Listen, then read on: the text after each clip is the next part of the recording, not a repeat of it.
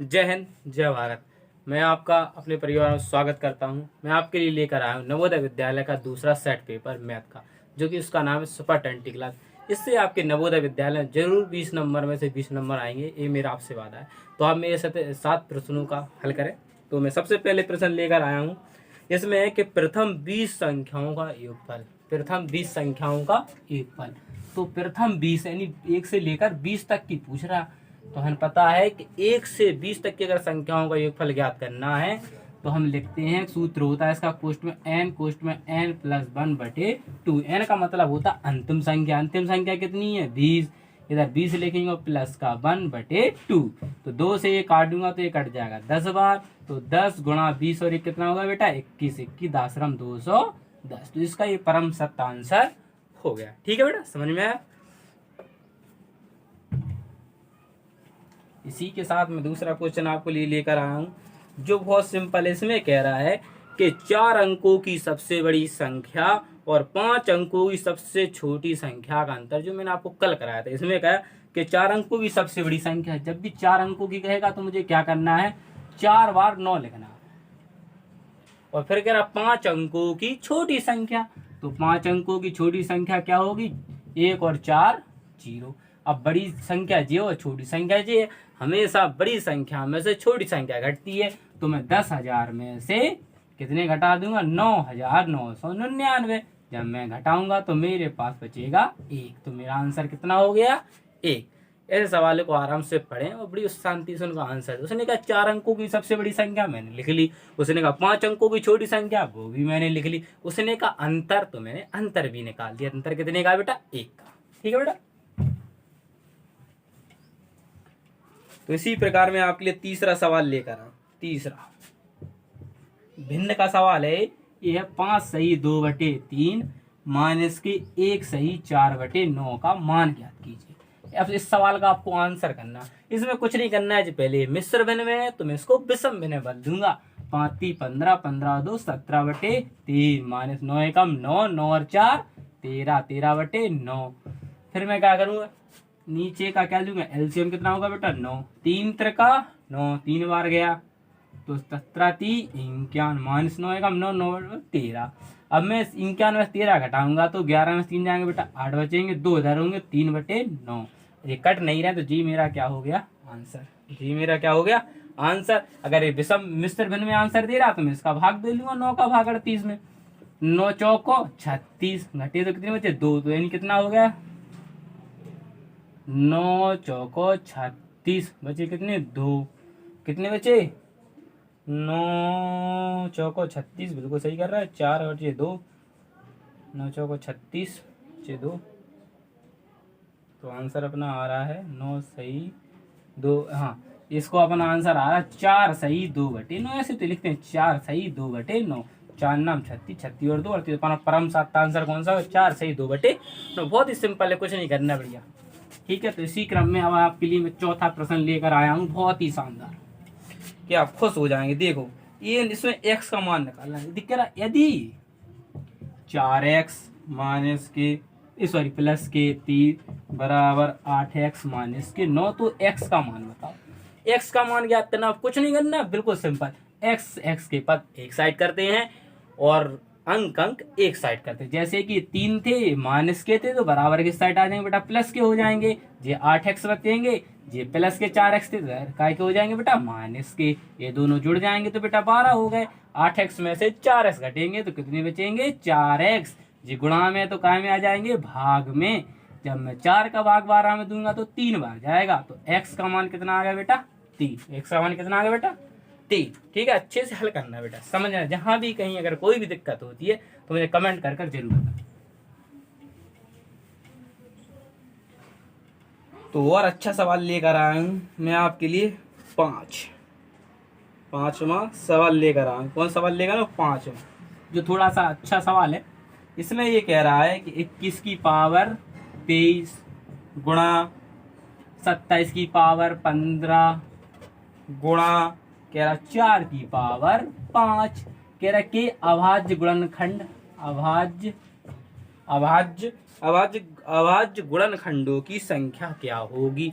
आप सब लोग जानते हैं कि अभाज्य संख्या वह होती है जो स्वयं से और एक से कटती है, उसको हम अभाज्य संख्या कहते हैं। तो मुझे इन सब, पहले तो ये तो देखो सबके यहाँ भाज्य भाज्य है, 21 भी कटता है, 27 भी कटता है और 4 भी कटता है, लेकिन मुझे जरूरत है अभाज्य संख्या की जो स्वयं से कटे और एक से कटे। तो मैं इसको लिख सकता हूँ 30 7 21। फिर मैं इसको लिख सकता हूँ 3 का 9 9 27। फिर इसको लिख सकता हूँ 2 दूनी 4 और 5। अब मैं इसे लिखूंगा 3 की पावर 27 है गुणा 7 की पावर 23 है, सॉरी 23 लिखूंगा। जितनी इस पर घात है तो इस पर भी घात है और 7 पर भी घात है। वैसे अब मैं लिखूंगा 3 की घात 15, 3 की घात 15 गुणा 3 की घात 15, अलग अलग कर रहा है। ऐसे ही मैं लिखूंगा 2 की घात 5 गुणा 2 की घात 5। तो अभाज्य, इसका मतलब ये कि 3 कितनी बार लिखा है बेटा? 23 बार।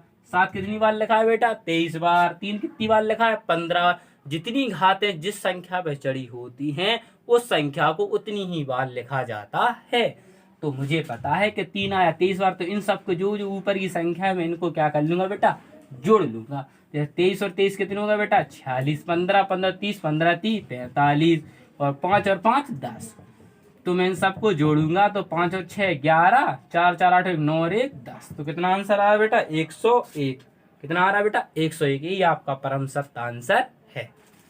ठीक है बेटा, समझ में आ रहा है? ठीक है, ओके बेटा। तो इसी प्रकार से मैं आपके लिए 6वां सवाल लेकर आया हूं। इसमें कह रहा है कि 12, 6वां सवाल क्या है? 12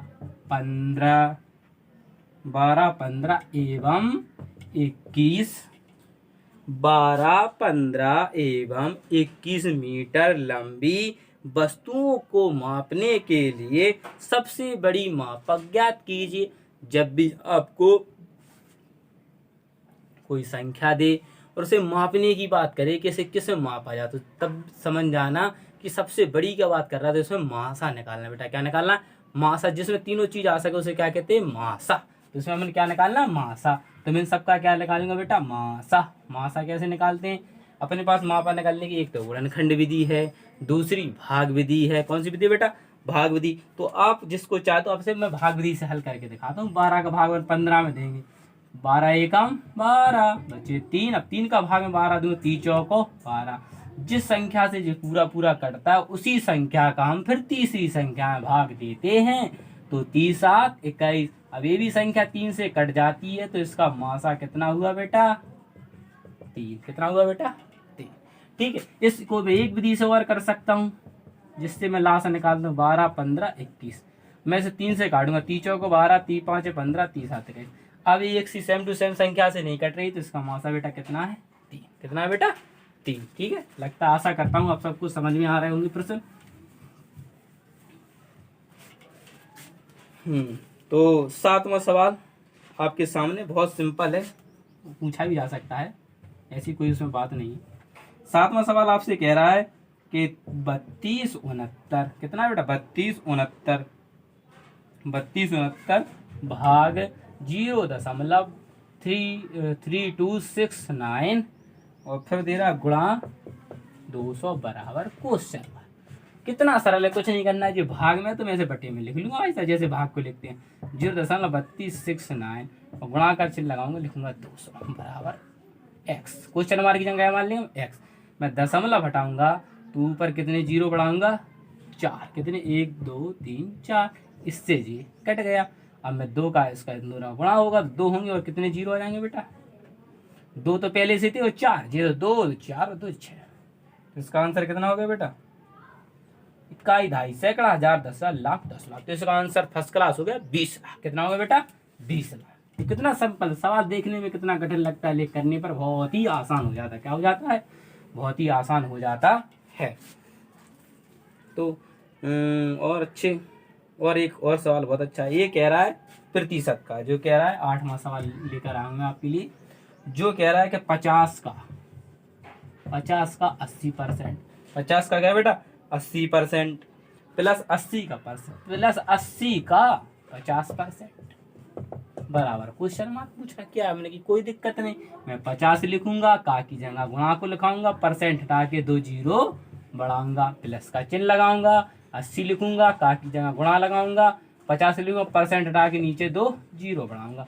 परसेंट चाहे इधर लगे, इधर से हटा दो ना, तुम कंफ्यूज हो बेटा, तो इसको हटा देंगे परसेंट को बेटा, ठीक है। मैंने हटा दिया, तो 2 जीरो से 2 जीरो कट गए, 2 जीरो से 2 जीरो कट गए, 8 पंचे 40, 8 पंचे 40। मैंने इनको जोड़ा तो कितना हो गया बेटा, 40 और 40 80। तो एक्स का मान कितना आ गया बेटा, 80। कितना आ गया बेटा, 80। वेरी गुड, बहुत अच्छे, समझ रहे हैं आप लोग।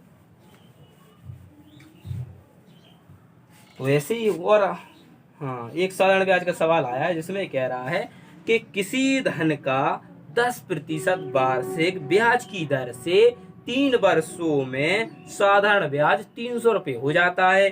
क्या हो जाता है, तो किसी धन, मुझे धन पता है नहीं है, लेकिन मुझे परसेंट पता है, समय पता है, ब्याज पता है, तो मैं मूलधन निकाल सकता हूँ। मेरा सूद, मुझे ब्याज कितना दे रहा बेटा, 600 रुपये, समय कितना दे रहा बेटा, 3 वर्ष, और मुझे दर कितनी दे रहा बेटा, 10%। तो मुझे मूलधन निकालना है, तो मैं निकाल सकता हूँ। साधारण ब्याज बराबर सूत्र होता है मूलधन गुणाए दर गुणाए समय बटे 100।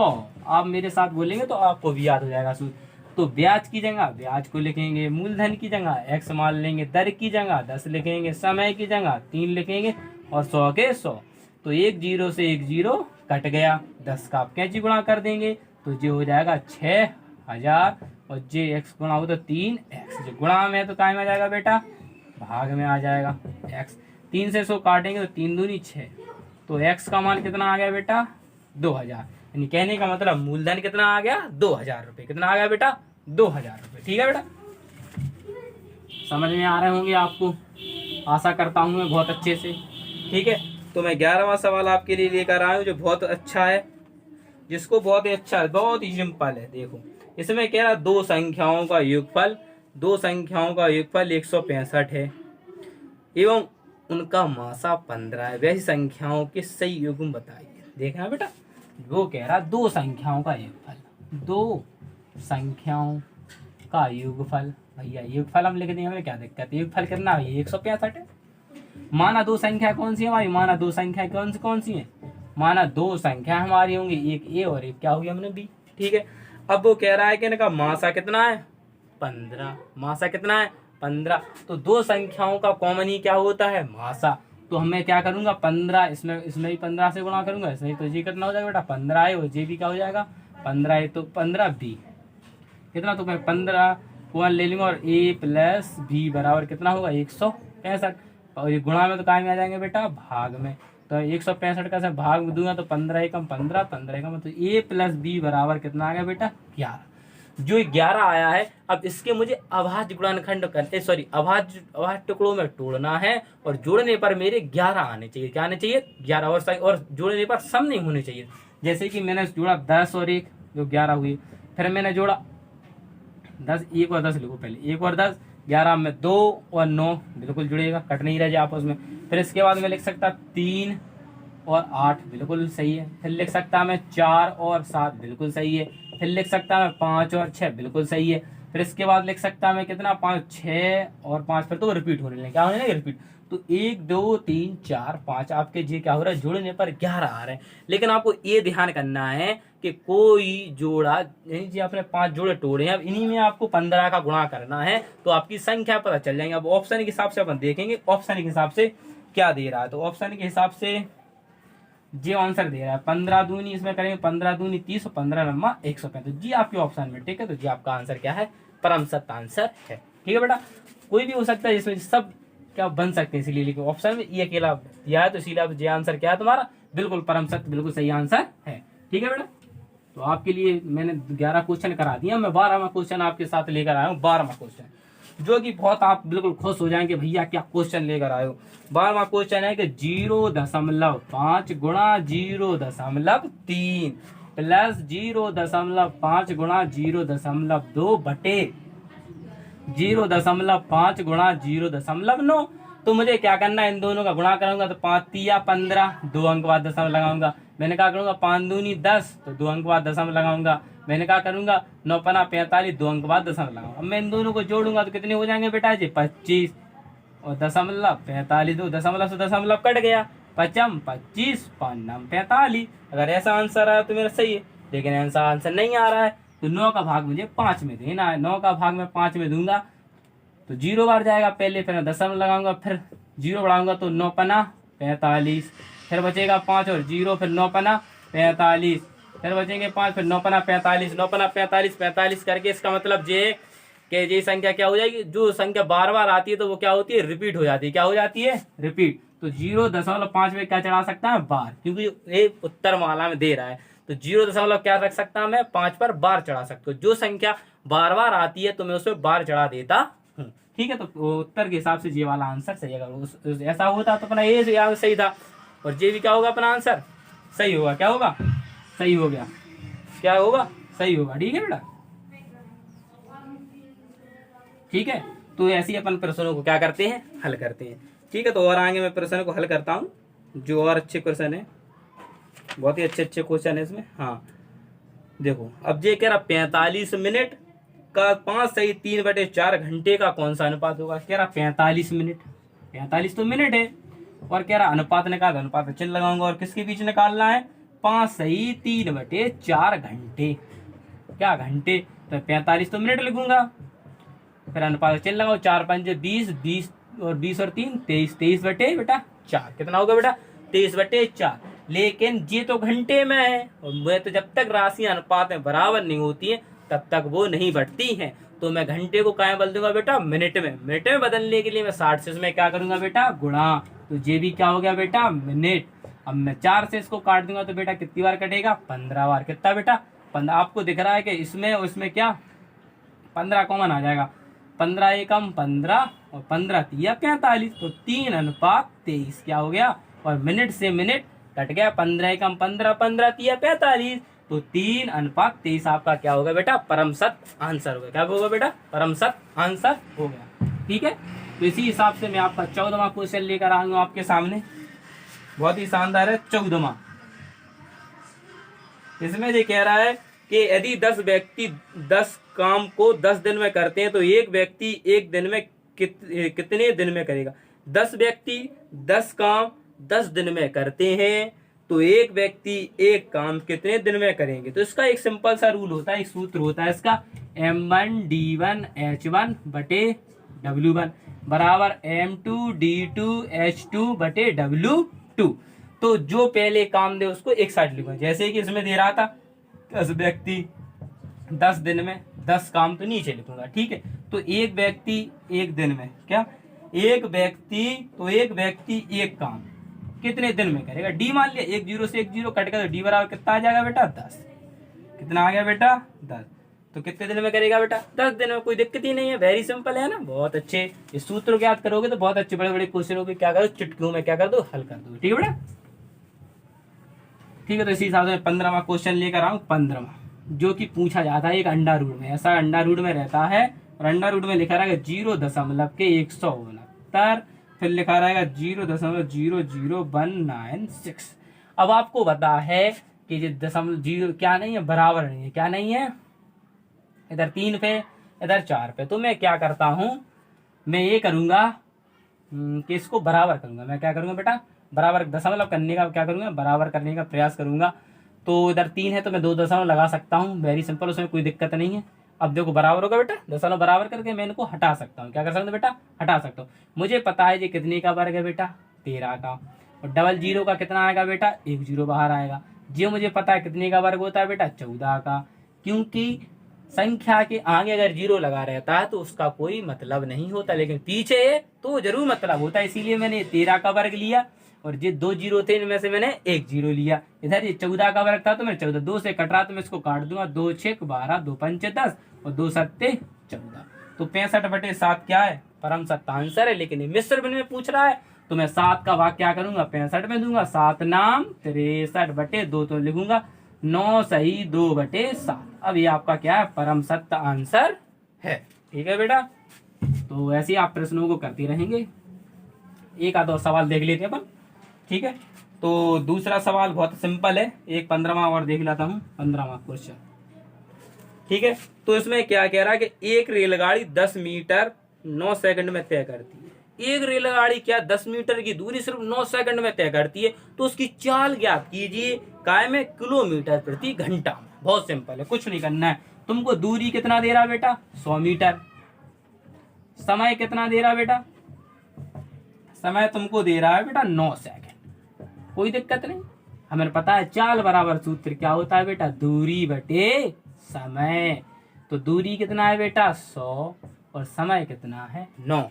अगर चाल मीटर प्रति सेकंड में है और मुझे किलोमीटर प्रति घंटा में बदलना है, तो मैं क्या करता हूं,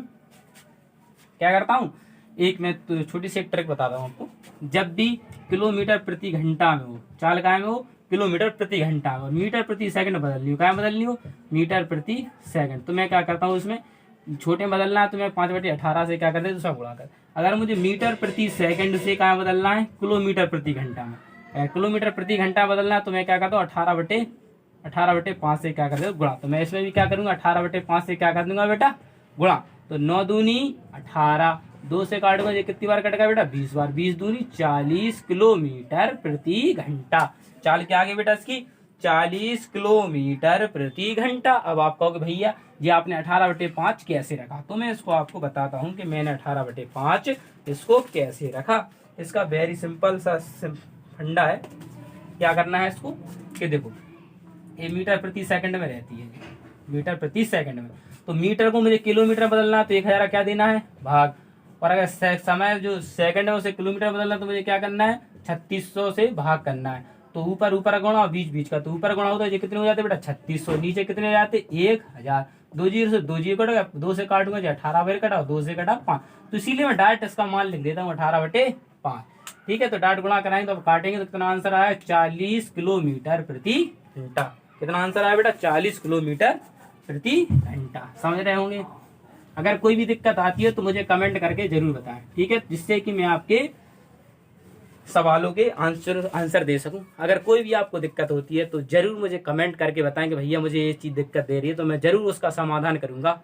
फिर मिलता हूं अगली वीडियो में। सुपर 20 क्लास रोज आपको इसी टाइम पे अपलोड कर दिया करूंगा मैं शाम के। जय हिंद, जय भारत।